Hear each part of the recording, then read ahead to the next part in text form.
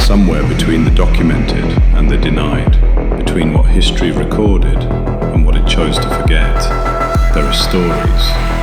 Not fiction exactly, not fact exactly, something older than both. You're listening to the Threshold Tapes. Settle in.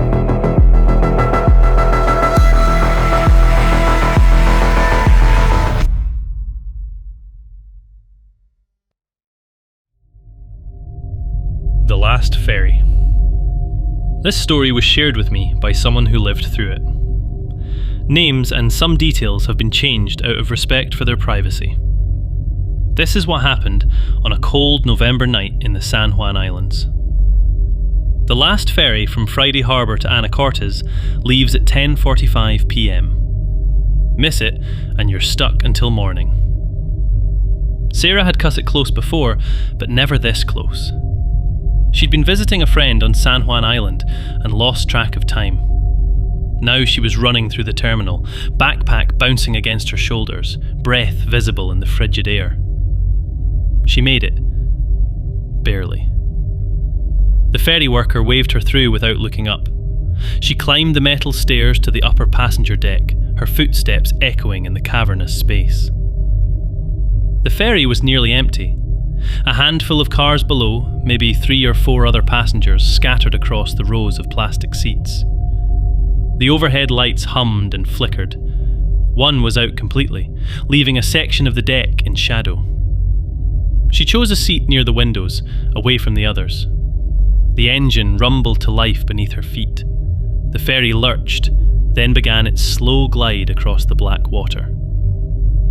Through the window, she watched the lights of Friday Harbour grow smaller, then disappear entirely.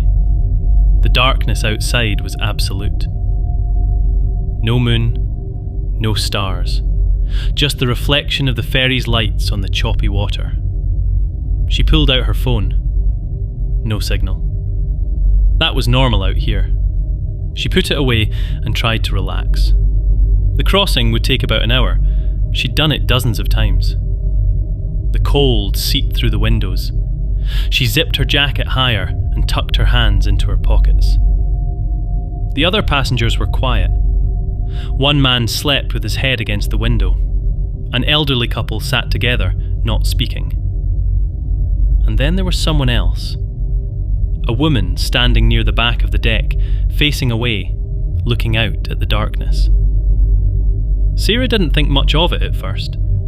But as the minutes passed, the woman didn't move, didn't sit, just stood there, perfectly still, hands at her sides. Something about her posture felt familiar. Sarah leaned forward slightly, trying to see better.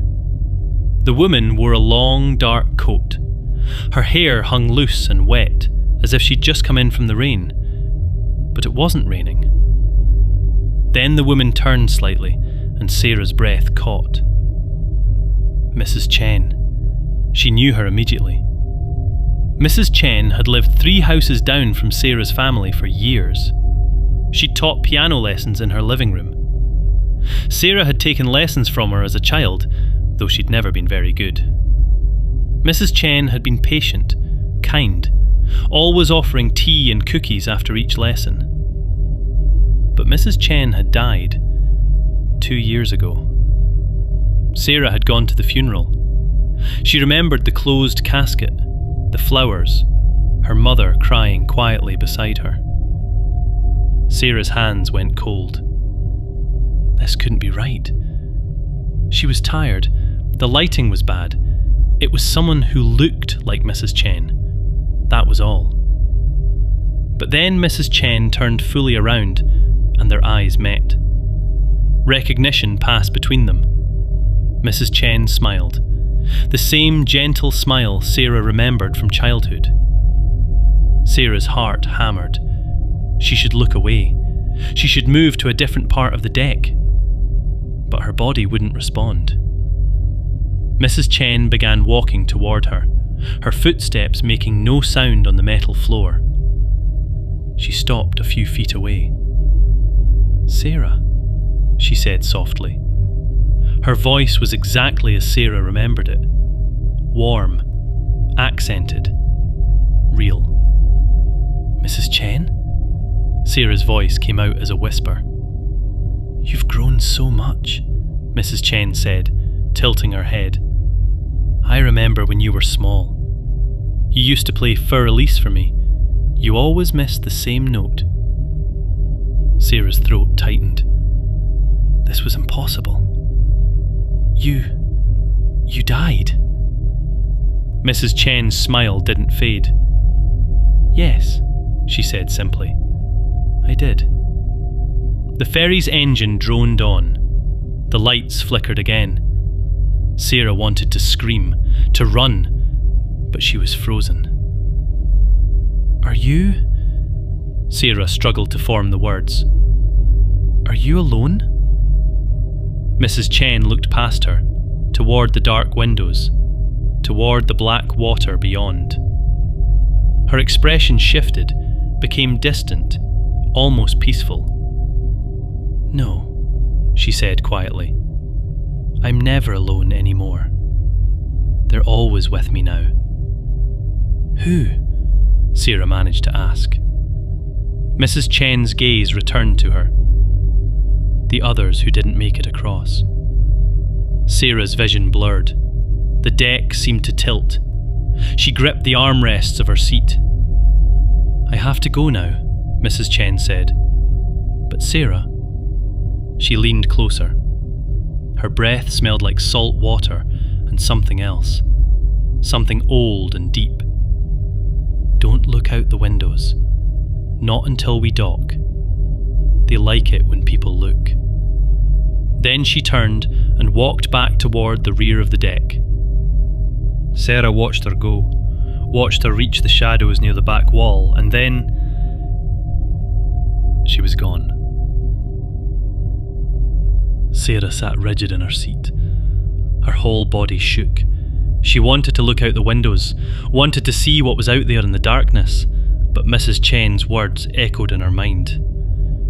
They like it when people look. She kept her eyes fixed on the floor, on her hands, on anything except the windows. She doesn't remember the rest of the crossing. She doesn't remember the ferry docking. She doesn't remember walking to her car or driving home. The next clear memory she has is sitting in her driveway, engine still running, hands white-knuckled on the steering wheel, dawn breaking over the trees.